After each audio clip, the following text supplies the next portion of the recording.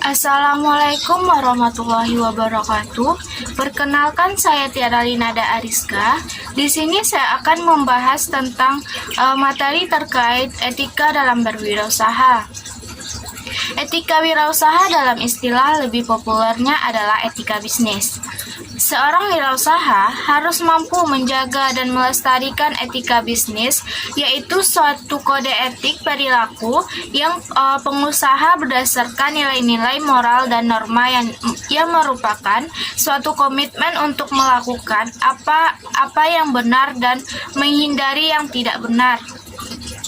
Etika ialah suatu studi mengenai yang benar dan yang salah, dan pilihan moral yang dilakukan seseorang. Prinsip etika dan perilaku bisnis secara umum dapat dikemukakan dalam 10 prinsip etika yang dapat mengarah kepada perilaku usaha atau etika bisnis. Yang pertama, menjaga kejujuran, 2. Integritas, 3. Memelihara janji, 4. Kesetiaan, 5. Keadilan, 6. Suka membantu orang lain, 7. Menghormati orang lain, 8. Bertanggung jawab, 9. Mengejar keuntungan yang wajar. Semua tindakan dapat dipertanggungjawabkan. Nah, etika wirausaha sebenarnya merupakan suatu kegiatan usaha yang dilakukan dengan kode-kode etik atau aturan-aturan atau norma yang berlaku di masyarakat. Ketika kita membuka suatu bisnis di wilayah manapun, maka kita yang mempunyai kewajiban yang mengikuti aturan moral, aturan norma yang ada di wilayah tersebut. Bukan orang yang harus beradaptasi dengan aturan-aturan norma itu, tetapi kita harus menyesuaikan diri dalam bisnis. Ada norma-norma yang harus kita patuhi. Etika atau norma itu sendiri digunakan biasanya agar para wirausaha tidak melanggar aturan-aturan main yang telah ditetapkan dan usahanya dijalankan memperoleh simpati dari berbagai pihak, sehingga ada kenyamanan, ada ketentraman, ada hubungan baik ketika memiliki usaha dan dengan pengusaha-pengusaha yang lain, dengan pelanggan, dengan masyarakat sekitar, sehingga proses menjalankan usaha dan bisnis menjadi lebih nyaman karena ada etika yang mengaturnya. Asal kata etika itu dari bahasa Prancis etiquette yang berarti kartu undangan. Kata dasarnya adalah kartu undangan. Ketika kita googling sedikit apa kaitannya antara etika dengan kartu undangan yang masa itu berkembang. Ini adalah pada saat raja-raja Prancis mengundang tamu-tamu kenegaraan untuk satu kegiatan atau satu pesta, dan itu dilakukan melalui kartu undangan. Dalam kartu undangan tersebut tercantum berbagai macam persyaratan, berbagai macam ketentuan, mulai dari aturan main termasuk dress code. Ketika akan menghindari acara tersebut, termasuk segala hal yang harus dipatuhi, sehingga yang di luar dari ketentuan itu dianggap orang yang tidak diundang. Filosofinya, ini yang mengakar menjadi kata etika. Aturan-aturan yang dimaksud di sini adalah tidak sekedar tertulis, tetapi aturan norma yang berlaku yang didesain atau yang sudah menjadi budaya di satu wilayah atau tempat tertentu. Dalam pengertian yang lebih luas, etika adalah tata cara. Tata cara dalam hubungan dengan manusia lain, dengan pengusaha lain, dengan produsen lain, dengan customer dan masyarakat atau lingkungan sekitarnya. Karena masing-masing masyarakat, masing-masing kelompok punya beragam adat istiadat dan budaya yang tidak sama, sehingga mereka punya aturan-aturan yang buat sebagian orang lain bertentangan, tetapi buat orang lain ternyata itu satu keharusan. Makanya dituntut untuk kita sebagai orang baru yang akan memulai satu bisnis atau etik atau satu usaha atau wirausaha di suatu tempat, kita harus adaptasi dengan etika-etika bisnis yang ada di sana. Etika sering disebut sebagai tindakan dalam mengatur perilaku atau tingkah laku kita dalam berbisnis. Tingkah laku kita dalam berwirausaha atau perilaku secara umum manusia dalam satu kelompok tertentu atau masyarakat. Tingkah laku di sini itu perlu diatur, karena kalau tidak ada aturan, kita seperti Tarzan, seperti hewan yang hidup di hutan belantara. Siapa yang kuat itu yang menang. Siapa yang kalah dia yang menderita dan mati dengan sendirinya. Tingkah laku di sini melalui etika ini perlu diatur agar tidak melanggar norma-norma atau kebiasaan yang berlaku di masyarakat. Di masyarakat itu bukan siapa yang kuat, tetapi berdasarkan norma yang memang sudah disepakati. Sikap dan perilaku seseorang pengusaha atau bisnismen itu harus wajib mengikuti norma yang ada, yang berlaku dalam satu negara ataupun masyarakat. Misal, berpenampilan sopan dalam satu situasi atau cara tertentu. Ketika acara formal, menggunakan pakaian formal yang tidak bisa bercelana pendek, tidak bisa menggunakan sendal meskipun kita bilang ini hidup saya, tidak bisa begitu. Ketika kita akan hadir di satu tempat atau aturan yang berlaku secara umum, di sana apakah tertulis atau tidak? Tidak tertulis. Kalau ingin masuk dan ada yang di lingkungan itu, maka kita yang harus beradaptasi, tidak bisa mau kita. Bagaimana dengan etika dan norma setiap pengusaha dalam sebuah bisnis? Yang pertama, dalam kode etik berbisnis dan berwirausaha harus wajib jujur dalam segala hal. Kalau ingin berkualitas, ya kualitas, jangan hanya janji tepati bukti, karena orang begitu gampang membuktikan. Satu saat kelak, maka selesailah kita ketika berbisnis tidak jujur. Yang kedua, bertanggung jawab. Kalau memang orang merasa dirugikan dan konsumen atau masyarakat komplain, dijawab, tidak boleh dihindari. Kapan perlu, bentuk tanggung jawabnya adalah mengganti dan kalau memang ada aturan dalam bisnis kita terkait dengan proses yang tadi sudah dibicarakan tentang tanggung jawab dan komplain. Silakan tulis dengan sedemikian rupa sehingga konsumen atau masyarakat mengetahui itu kapan akan diganti 100%. Kapan sebuah produk ketika kita jual ternyata tidak ada melalui penggantian karena di luar tanggung jawab kita. Itu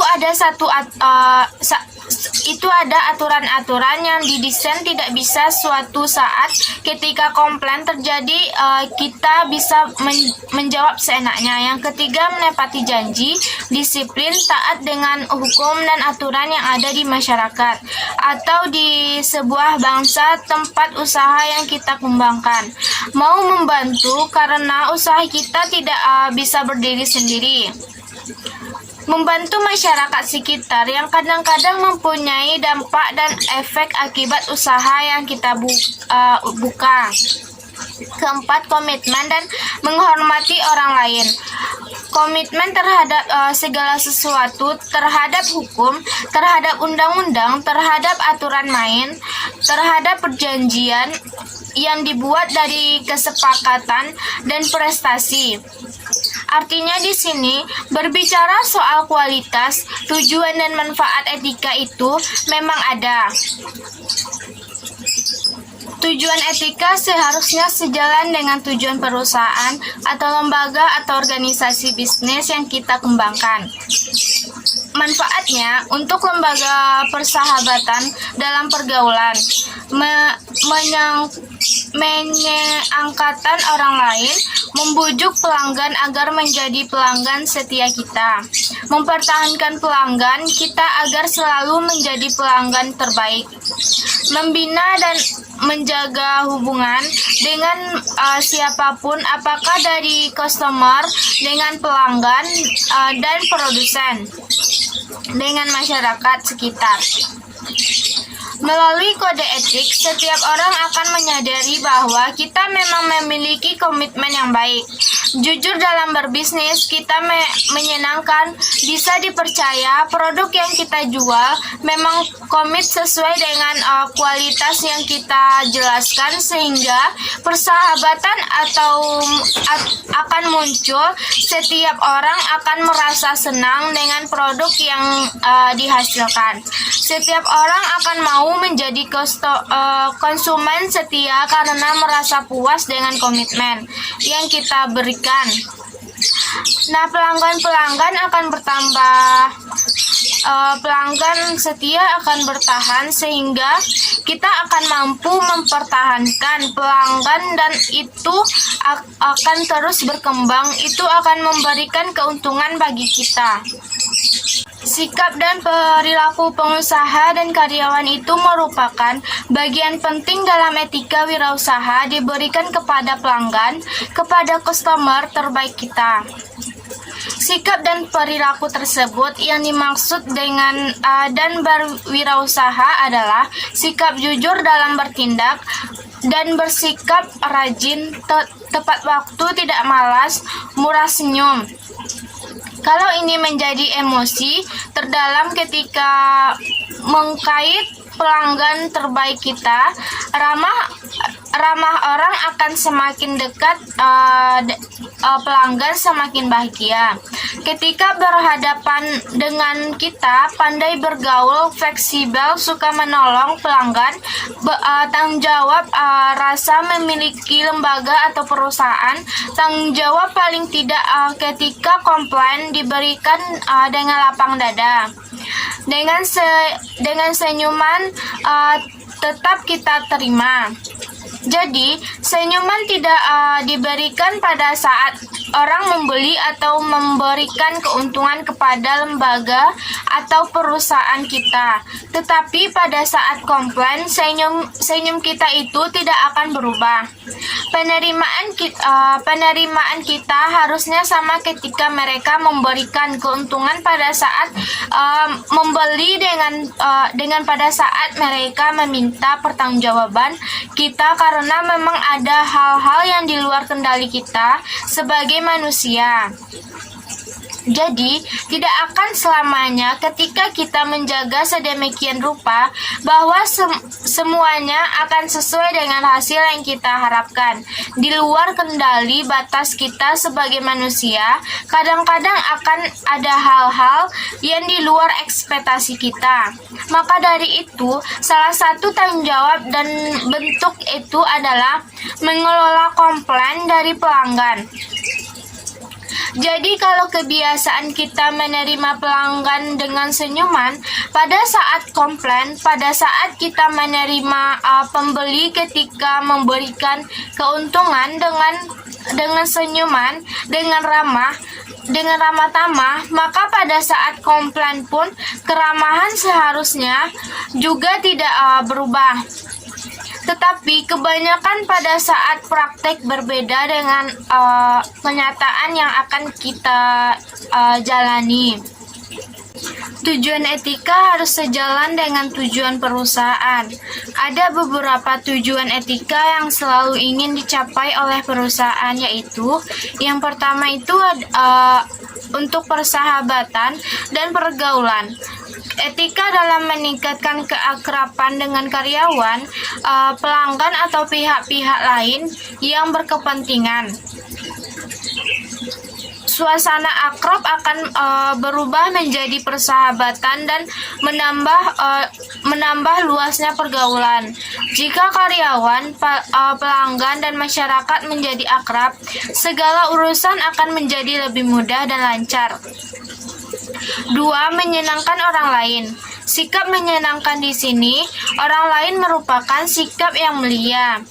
Jika kita ingin dihormati, maka hormatilah orang lain. Menyenangkan orang lain berarti membuat orang lain menjadi suka dan puas terhadap pelayanan yang diberikan. Jika pelanggan merasa senang dan puas atas pelayanan yang diberikan, diharapkan mereka akan mengulangnya kembali suatu waktu. 3. Membujuk pelanggan. Setiap calon pelanggan memiliki karakter sendiri. Kadang-kadang calon pelanggan perlu dibujuk agar mau menjadi pelanggan. Berbagai cara dapat dilakukan oleh perusahaan untuk membujuk calon pelanggan. Salah satunya dengan cara melalui etika yang ditunjukkan seluruh karyawan perusahaan. Keempat, mempertahankan pelanggan. Ada anggapan mempertahankan pelanggan jauh lebih sulit daripada mencari pelanggan. Dan ada juga yang beranggapan bahwa mempertahankan pelanggan lebih mudah karena mereka sudah merakan produk atau layanan yang diberikan. Kelima, membina dan menjaga hubungan. Hubungan yang sudah berjalan baik harus tetap dan terus dibina. Hindari adanya perbedaan paham atau konflik. Dengan etika, ciptakan hubungan dalam suasana akrab dan lebih baik. Nah, dapat kita simpulkan bahwa etika wirausaha merupakan ilmu mengenai bagaimana tata cara seorang pengusaha dalam berperilaku di dalam suatu usahanya tersebut. Banyak seorang wirausaha mengakibatkan betapa pentingnya etika dalam mendirikan suatu bisnis, karena mereka berpikir dengan kemampuan yang mereka miliki serta modal yang sangat besar, suatu usaha dengan mudahnya didirikan. Padahal tanpa adanya etika yang dimiliki seorang wirausaha, suatu usaha tersebut akan tidak berjalan sesuai rencana. Karena etika ialah suatu studi mengenai yang benar dan yang salah dan pilihan moral yang dilakukan seseorang. Keputusan etika ialah suatu hal yang benar mengenai perilaku standar. Etika wirausaha mencakup hubungan antara perusahaan dengan orang yang menginvestasikan uangnya dalam perusahaan, dengan konsumen, pegawai, kreditur, saingan, dan sebagainya. Orang-orang wirausahawan diharapkan bertindak etis dalam berbagai aktivitasnya di masyarakat. Nah, sekian materi yang dapat saya sampaikan. Lebih kurang saya mohon maaf. Assalamualaikum warahmatullahi wabarakatuh.